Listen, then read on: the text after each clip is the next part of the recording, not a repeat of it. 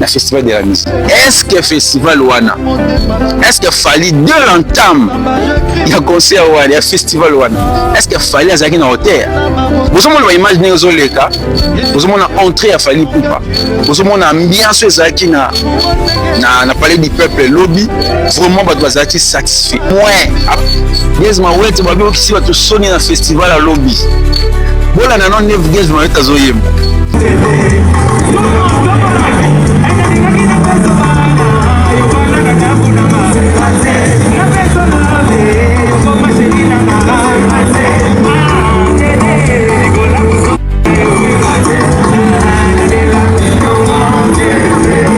Yes ma wete est incapable de remuer sa voix. Mais bon, mon leader à Miss a commis un camoko grave. Bota lokola leader à Miss n'est commis. Azo wa sur tambola, te pas tambola faut ba simbaye. N'habité réalisation ce gros image. Bota leader à Miss a commis tao. Balobi babwa qui est mauvais sort. Selon yé, tant que papa lianza ya maki une émission, alors la mukera na douche. Alamke na douche, ande au sorola, à cause sa douche pas sorola, directement à moni à Kouei. Kokoya na Kouei, banda Kouya til loko resi au tambourate, loko lezo vimba kaka. Nanga musuba lobike, batu basale loko aneza, phénomène sobe na saïsa. Est-ce que, et sobe aza derrière Marambo et Komeli Hermen à Miss? Eh, leader a mis, pardon, excusez-moi parce que Armen a mis Armen, mais leader c'est toujours pas à moi homo Miss. Botan le colonel est commis. Il paraîtrait que toi théâtre n'est pas sali boum. Tout le monde va citer Sobe phénomène, tout le monde va citer Saï Saï. Est-ce que vous êtes confirmé? Il veut vous confirmer. Est-ce que et Sobe phénomène Aza sima ya magambo ne tozoyoka.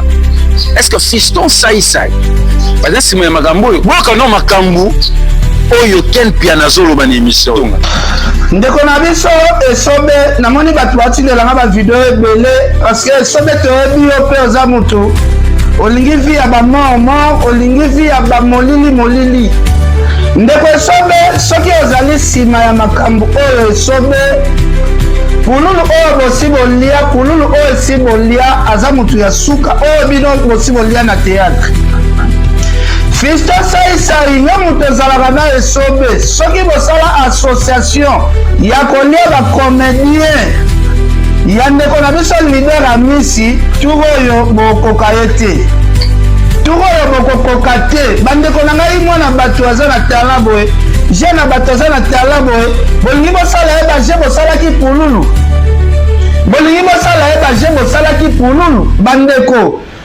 tokotelemela bino na prière tokotelemela bino na prière Saï Saï esobe tokotelemela bino na prière bakomédien bakokende kaka boye te oyo ekomi nini yango oyo bandeko na ngai leader a mis ça vraiment na état moko critique na poto kuna lokolo ezo fonctionner te.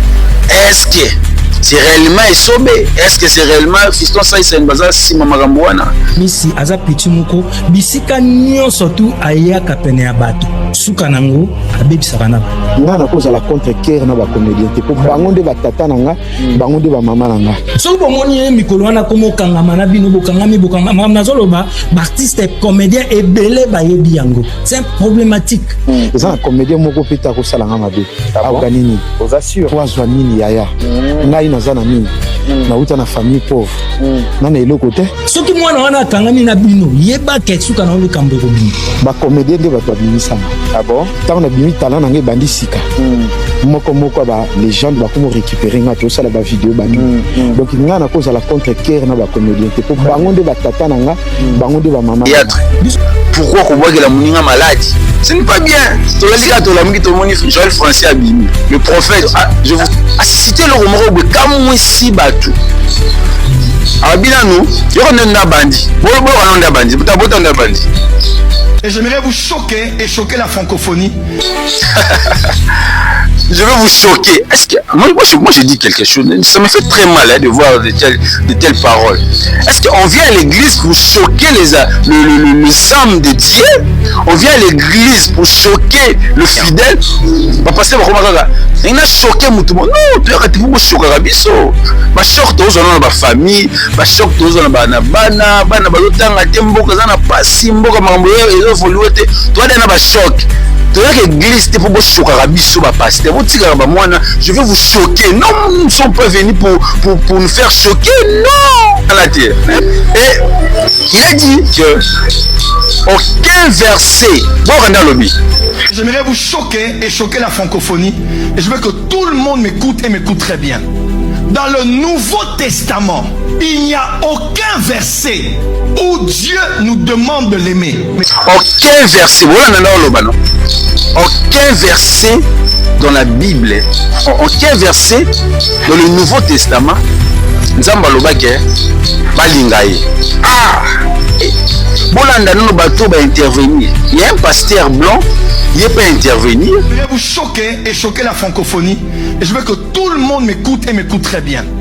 Dans le Nouveau Testament, il n'y a aucun verset où Dieu nous demande de l'aimer. Bon, prophète Tatou, je pense en réalité, pour être honnête, que vous n'allez choquer personne dans la francophonie, à part des gens qui n'ont jamais ouvert une Bible de leur vie. Et c'est là qu'on va voir si dans les commentaires les gens sont de bonne foi, s'ils préfèrent soutenir leur papa spirituel, même s'il a tort, ou alors de soutenir la parole de Dieu et le message de Jésus-Christ. Alors, et du coup, je vais me permettre de vous lire 3 petits passages seulement dans le Nouveau Testament, où il est sujet de l'amour de Dieu, et vous risquez d'être vraiment surpris. Alors, je vous invite, chers prophètes, si vous avez une Bible, hein, bien sûr, si vous en avez pas, contactez-moi, je vous en ferai passer une, mais dans l'Évangile selon Jean, chapitre 14, verset 15, il est écrit « Si vous m'aimez, gardez mes commandements. » Oh, quelle nouvelle! Jésus-Christ ici, notre Seigneur et notre Dieu, nous dit de garder ses commandements pour lui montrer qu'on l'aime. Et chose encore plus étrange, prophète, vous allez un petit peu plus loin au verset 21, il est écrit « Celui qui a mes commandements et qui les garde, c'est celui qui m'aime, et celui qui m'aime sera aimé de mon Père, je l'aimerai et je me ferai connaître à lui. » Vous voyez, c'est incroyable de lire le Nouveau Testament. Enfin, Jacques, chapitre 1 au verset 12, « Heureux l'homme qui supporte patiemment la tentation, car après avoir été éprouvé, il recevra la couronne de vie que le Seigneur a promise à ceux qui l'aiment. » Donc effectivement, on doit supporter la tentation pour prouver au Seigneur que l'on peut être utile. Est-ce que Joël Francis Tatou, il a tort ou il a raison? Mesdames et messieurs, bonjour, bonsoir, ça dépend de l'heure à laquelle vous captez mes salutations. J'ai le réel plaisir de vous retrouver encore, vous le fan de cette émission Vitrine des Stars Nazanes. C'est mon tour dans mon arabine encore. Vous avez belé, na poto, na États-Unis d'Amérique, na Chypre, je vois Voltandombe, depuis Chypre, vraiment, je te salue, na Pessiba, na poto, Nyon Sombo, Théo, la émission, na Vitrine des Stars, moi, le métier de la presse, Olivier Youé. L'autre, le Marambouza, tellement belé, je vous avais dit, nous allons commencer à décortiquer les cananettes, la culture congolaise, pour mettre vraiment pour solo la tellement belle. Restez toujours branchés sur Congo Presse Télévision. Je vous dis que cette chaîne a des programmes très diversifiés. Vous ne serez pas déçus, surtout tout au long de cette année 2025. L'autre, un peu, pour le festival mondial de la musique, et ça l'a déjà lancé depuis le 16. Si les 18 artistes et musiciens bazalaki wana donc yinaki mabe bomoni bino moko présence ya fali pour pas bomoni ba gezma wete bomoni ba bazaki vraiment tellement belle lobby le 16 lelo encore ba komeka pe encore ko animer ka lelo tosana yangiama de la forêt tozapena innocent balou mais pas aux alawana vraiment egoyinda mabe festival mondial de la musique vraiment. Bozala wana to sepela na culture congolaise. To le bela encore Maramotali leader à Missi. Nous sommes leader à Missi Marambe comme lié eza vraiment passé le leader à Missi azali troba comme handicap parce que jusqu'à présent azo bouger te ni nyango et sali que leader à Miss Lelo akoma na etawa troulement moi Joël Francis Tatou Joël Francis Tatou mameza oyilin oyinda mabenete za robeba Joël Francis Tatou admisi ba révélation Joël Francis Tatou a contredire Nzambe a contredire Bible tromekampe ko lobela ngolelo to bena on festival de la musique. Vous le savez très bien que Fally Poupa avait joué hier, le 16, le festival de la musique. Est-ce que le festival Wana, est-ce qu'il fallait de l'entame, il y a un concert Wana, il y a un festival Wana, est-ce qu'il fallait à Zaki dans l'hôtel? Vous avez imaginé aux Oleka, vous avez entré à Fali Poupa, vous avez ambiance à Zaki na palais du peuple lobby, vraiment, vous êtes satisfait. Après Wana, Gez Mawete pas ça qui apparition. Ah, vous avez critiqué Gez Mawete, Gez Mawete chant moins. Gez Mawete travaille moins. Gez Mawete babi okisi ba to soni na festival à lobby. Bola na non neuf Gez Mawete azoyemba. Ba critique na su ba appelle partout. Babi Gez Mawete za musicien studio. Sur le terrain akoki koyemba te. Nzembo na yemo wese nini Emelie. Est-ce que a préparé qui festival wana bien te, a préparé qui concert wana bien te? Est-ce que l'instrument on a kobeta bien te?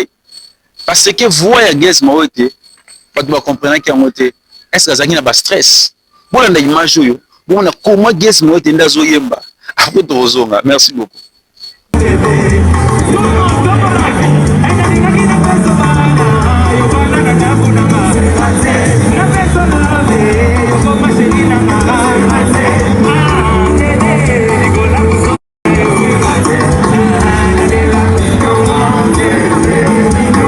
Nous sommes là, tous on est déjà, votre monde, Gez Mawete, comment les gens vont critiquer qu'il est incapable de remis sa voix.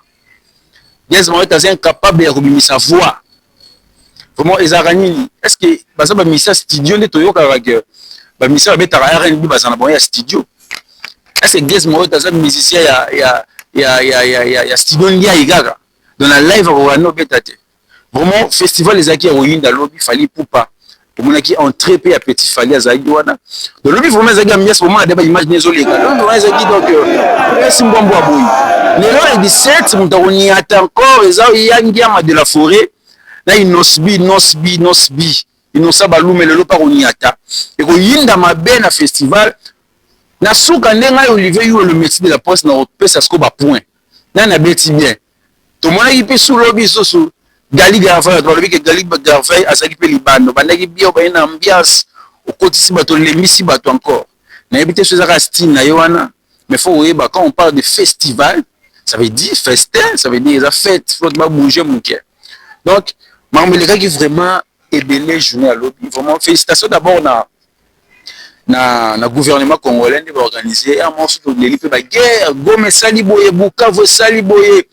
Nanga Koti et on répète au CP le moment qui est au mini Rosara matanga vraiment félicitations au gouvernement congolais. Là je vois le président de la République Fachi Beton ou toi Tombolo Azawana mwana mai Azawana Fachi Beton, merci beaucoup pour notre initiative ya boye ba festival ya boye vraiment eza malamo toujours tout le bien sujet moko boye na je m'appelle partout pour na sujet à leader à Miss. Leader Miss, vous savez très bien que c'est un comédien. Je ne sais pas ça, humoriste, c'est un comédien. Il m'a rejoint dans Yammer, mais il s'est mis. Mais vous savez que c'est un humoriste. C'est que ça a mis sur la vidéo.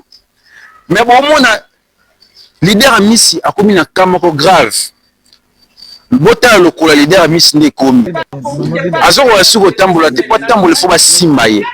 N'habiter réalisation sur le image. Bota leader Miss a commis tao. Balobi, babouaki qu'il est mauvais sort. C'est long hier. Tant que papa lianza yamba qui est une émission. Alors ben la mukera na douche. La mukera na douche, anda au sorola. À cause de la douche pas sorola, directement à moni à Kouei. Kokoya na Kouei. Banda koya tili loko rasi otambola te loko lezo vimba kaka nanga musu balobi ke batu basale loko aneza phénomène sobe na saïsa.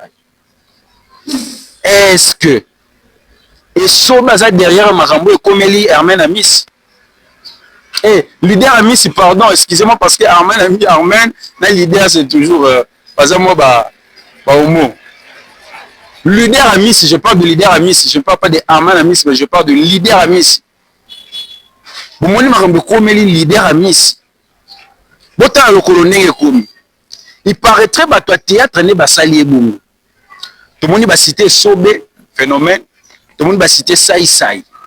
est-ce que biso to confirmera te live yo confirmera te biso to yoka ka ozo leka na internet nde to meka koloba est-ce que bana poto habite derrière la caméra Deo Gracia Sangoy na Ibaka Samuel bazawana derrière la caméra bazola na pena mise et ba image bien est-ce que et sobe phénomène asa sima magambo ne tozoyoka est-ce que fiston sai asa sima magambo boka no makambu oyo ken piana zolo ba émission ken piana est-ce que magambo zolo bokozo contrôler magambo zolo ba est-ce que ken piana pe asa na raison parce que moi mobalo lo ba magambo pamba te to la no ken piana magambo lobi après tozonga ndeko na biso esobe namoni bato batindelanga bavideo ebele parce que esobe toyebi yo mpe oza moto olingi vi ya bamormor olingi vi ya bamolili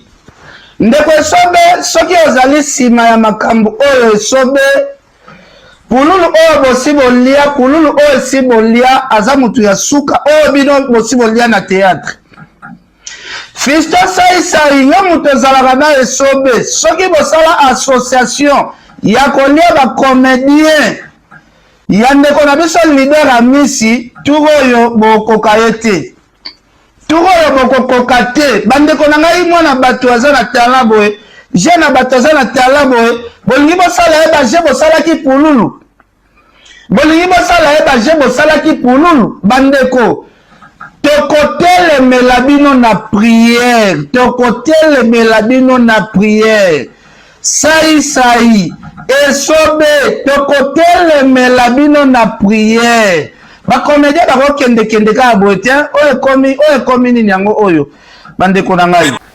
Nous sommes déjà de retour pour la intervention ya Ken Piana baby gaza journaliste mambalo ba pe amoro nso ba traiter ndi mutusu sala ka ndenge nini Ken Piana biloba loba mais mamsu pe Ken Piana loba ya solo to ebite na confirmer te ke marambo lobi siko ke sai na esobe nde baza sima marambo là je ne sais pas mais jusqu'à présent nous avons Sabino que leader a misi aza vraiment na état moko critique leader a misi aza bien te donc leader a misi vraiment dans un chaos bato théâtre soki bosala ka marambo wana soki boboka na rama malade botika ce n'est pas bien c'est un collègue c'est un ami ya métier ko sala ba biloko wana kaka ba comédien pululu wana kufaki pululu poison yona nani c'est qui encore oh aida comment quoi imiter boué c'est qui boui poison je sais kaka bino ba comédien ni bozala makambo wana. Olivier you le métier de la presse parce que ça c'est une vitrine de stars vitrine de stars to le star nyoso y compris ba comédien y compris ba humoriste leader a mis ça vraiment na état moko critique na protokuna le coloso fonctionner est-ce que c'est réellement esobe est-ce que c'est réellement fiston ça c'est une bazar si magambo wana magambo Ken Piana lobe est-ce que ça vrai ou c'est à vérifier totika ba comportement wana ce n'est pas bien to lingana toza biso na biso ba collègue na métier yo za humoriste ya za comédien ya muta théâtre pourquoi ko boire la muninga malade ce n'est pas bien si réellement c'est vrai na conseiller na biso na bino ba comédien botambola na bosse vous allez bien hein vous allez vraiment bien leader amisi bonne guérison en toi vraiment c'est qui ça biso ça la biso toza na ba bonne humeur na romona na betawana ça me fait tellement mal et moto so za sima makambo leader a misi to kotika ngo bongo te to tambola poto yeba qui est derrière ça to yeba ngo nanya za na sima ya makambo leader a misi parce que leader a misi ro comme handicap te il faut ça la musala po ba ne balia faut c'est que ça batte pas ko ça un franc na poche mais na ta comme elwana ça nous fait très mal et nous sommes décidés ça. Tous ça vraiment à osepelate. Et tu relèves encore ma cambozo les encore na net. Tu l'as dit tout la muki il y a un frère qui m'avait dit ce jour-là, abi Congo zanga nyonso me kozanga megate. Kozanga forfait internet té. Tu l'as dit tout la muki to moni Joël Français Abimi. Le prophète, je vous salue là où vous êtes. Il y a trop de mambalo baral, moi peut-être nous sommes d'accord avec lui.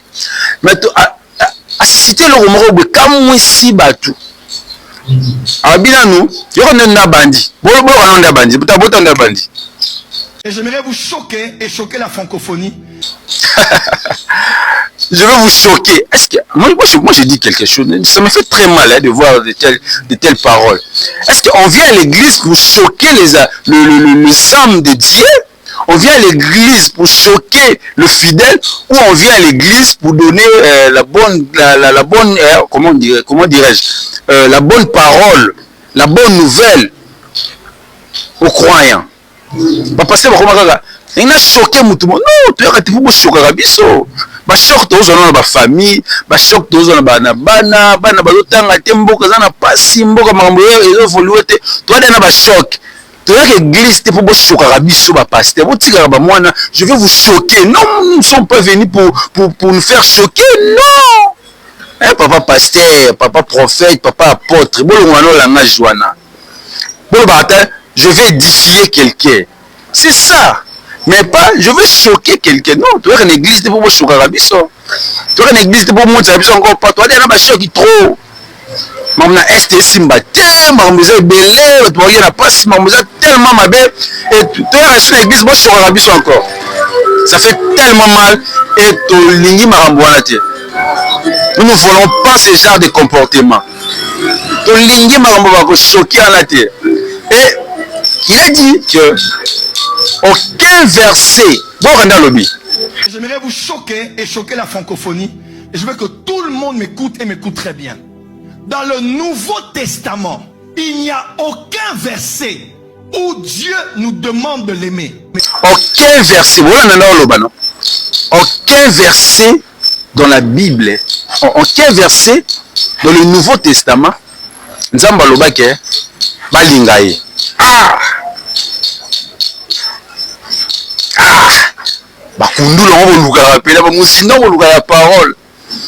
Je vous ai dit aucun verset dans la Bible. Mais tout le monde va contredire. Il y a des versets, il y a des passages bibliques qui disent clairement que Tolinga Nzambe. Passage du mot Tolinga ye peut garder le commandement na ye. Bolanda no bateau va intervenir. Il y a un pasteur blanc, il peut intervenir. Je vais vous choquer et choquer la francophonie. Et je veux que tout le monde m'écoute et m'écoute très bien. Dans le Nouveau Testament, il n'y a aucun verset où Dieu nous demande de l'aimer. Bon, prophète Tatou, je pense en réalité, pour être honnête, que vous n'allez choquer personne dans la francophonie, à part des gens qui n'ont jamais ouvert une Bible de leur vie. Et c'est là qu'on va voir si dans les commentaires les gens sont de bonne foi, s'ils préfèrent soutenir leur papa spirituel, même s'il a tort, ou alors de soutenir la parole de Dieu et le message de Jésus-Christ. Alors, et du coup, je vais me permettre de vous lire 3 petits passages seulement dans le Nouveau Testament où il est sujet de l'amour de Dieu et vous risquez d'être vraiment surpris. Alors, je vous invite, chers prophètes, si vous avez une Bible, hein, bien sûr, si vous en avez pas, contactez-moi, je vous en ferai passer une.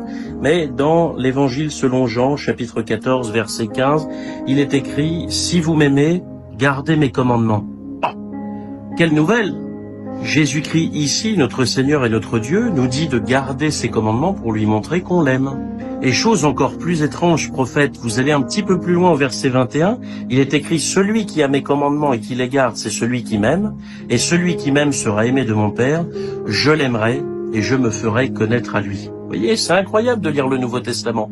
Enfin, Jacques, chapitre 1 au verset 12, « Heureux l'homme qui supporte patiemment la tentation, car après avoir été éprouvé, il recevra la couronne de vie que le Seigneur a promise à ceux qui l'aiment. » Donc effectivement, on doit supporter la tentation pour prouver au Seigneur que l'on aime. Donc je vous conseille de lire la Bible, vous verrez, ça peut vraiment vous être utile. Est-ce que Joël Francis Tatou, il a tort ou il a raison? Est-ce que Marambo Lobby, est-ce que ça a raison? Tout peut se raison de Marambo Lobby. Papa Joël Francis Tatou, les prophètes, professeur, prophète, le nom de professeur. Mon collègue, mon confrère Jean-Paul Boukassa, papa mon Kengeli, na bona na kota na karene mais a ozwabi no jour mususu na marambo na olo basiko. Professeur, to bikala ba professeur. Ba prophète ba kala posa ba kundola marambo mususu etali bango te. Pesa na niveau na bango te. La Bible nous dit to bakisa te to longola te. Ce que la Bible n'a pas écrit, il faut pas rebakisa. Ce que la Bible a écrit, il faut pas kolongola. Vraiment, ça nous fait tellement mal. Papa Joël Francis Tatou, prophète, mon prophète Nabiso Yamboka, prophète de la nation, éclairci Biso un peu. Kotika la bonne côté, est-ce que vous avez raison dans tout ce que vous venez de parler? Est-ce que vous avez raison? Pesa Biso preuve, pièce contre pièce, tout le monde va image va contredire yo. Bima pe na télé talisa biso.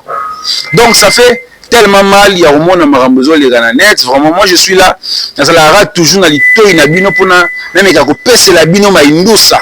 Parce que c'est moi le métier de la presse congolaise, on a vendre raté dans la wana net pona télé la bino, tout son encore, tout décortiquer encore marambozo les net.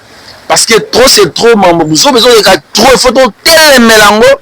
On a une idéologie à venir dans Zakari Bababas. Malgré tout, Zakari Bababas, on a fait ses beautés, mais na toi, on a fait une douce sawana. Donc, tout ça vraiment tellement décis dans ma bébé. Et vous mettez sur le monde, Fabrigas, dans le ballon déjà, Fabrigas, na Robin Mundi, Bazoé, la Nzembo, ça fait très mal.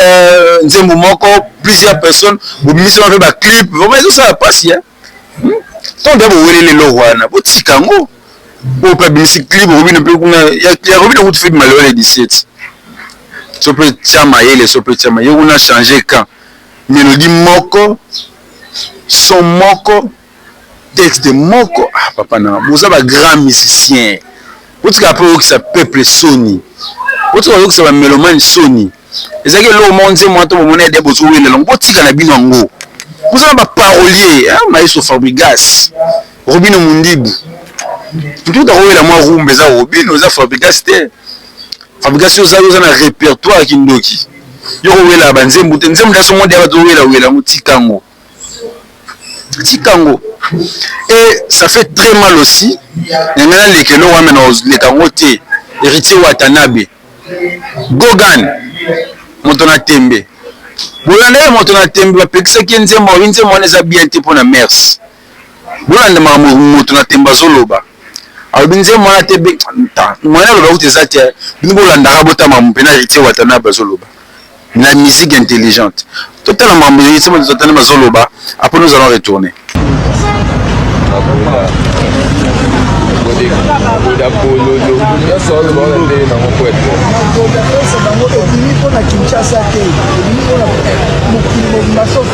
Subalito sande ni poete. To sande. Babi no bongo. Chitali bisote.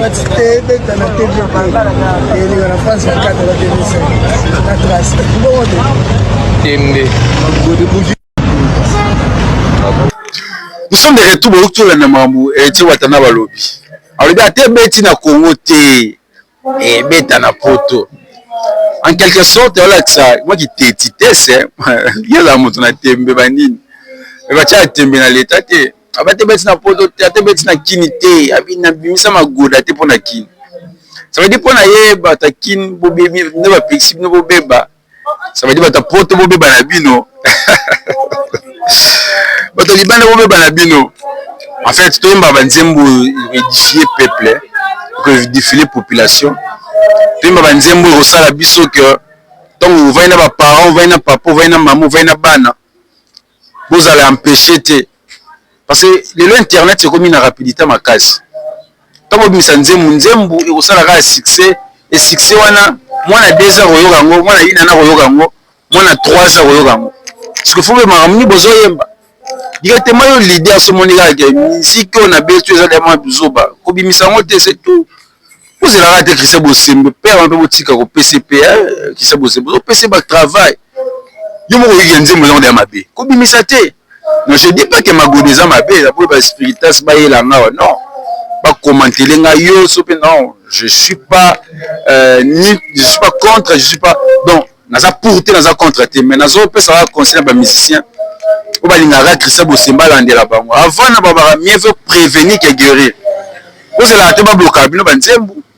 Ba ben ça bino na c'est ça. directement tu as mis sanzo ya nzembo za bien te non tu yebimate pourquoi vous bimisa pour bakanga vraiment c'est ça, c'est un conseil que je vous donne. Je n'ai vraiment musique congolaise de la paix, musique m'a édifié population et violer ma mère cité, donc c'est ça. Vraiment, nous sommes arrivés presque à la fin, pas presque, nous sommes déjà à la fin parce que le temps est déjà là, le temps est déjà sonné, tout le monde est sous 4 aussi ici déjà.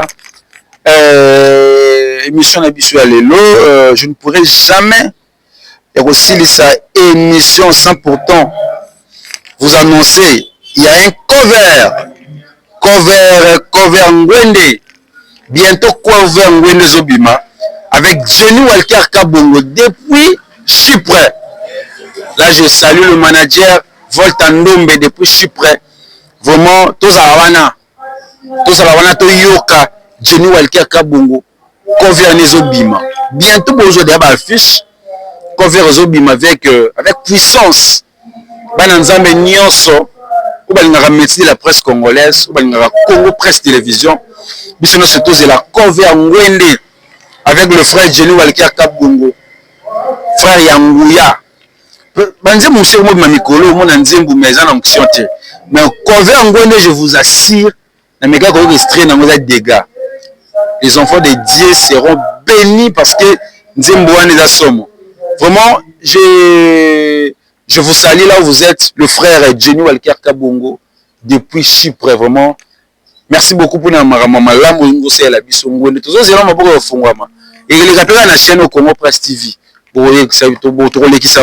Merci beaucoup, nous sommes arrivés à la fin. Je salue toute l'équipe technique qui était derrière le caméra, parce que là, ma caméra est belle là.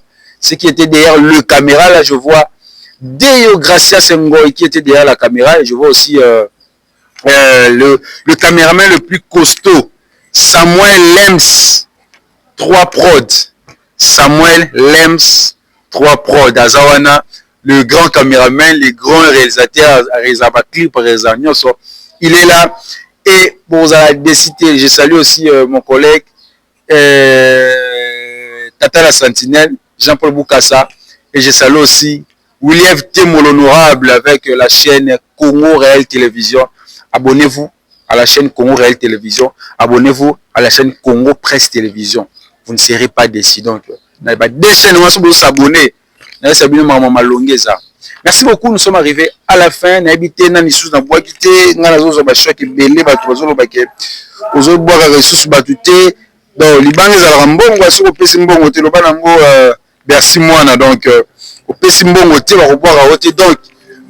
toujours branché, restez branchés sur Congo Presse Télévision. Nous avons des programmes très diversifiés et vous ne serez pas déçus tout au long de cette année 2025. Trouvons encore, net chauffé encore. Nous allons encore retourner tout décortiquer sur le net. Pourquoi pas la musique congolaise? Je suis dans la culture. Les autres défendent la culture congolaise.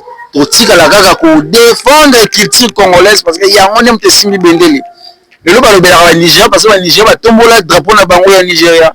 Biso ba rolo baso be la Congo parce que ba fali bazawana ba faire gola ba Fabregas ba bina filé bana ni susu tuna tangi komote ko ma lever you médecin la presse atanga ba komote ba Patrick Bekam Bekam l'aide du maître avec la chanson mon ex préféré wana ndie mon nga préféré mon ex préféré. Donc je vous salue tous. Olivier You le médecin de la presse. Je vous salue. Restez toujours branchés sur Congo Presse. S'abonnez. Abonnez-vous massivement. Commentez, likez. Vous ne serez pas déçus. Merci beaucoup. C'était Olivier You à la présentation. Je vous dis bye bye. On se retrouve à la prochaine.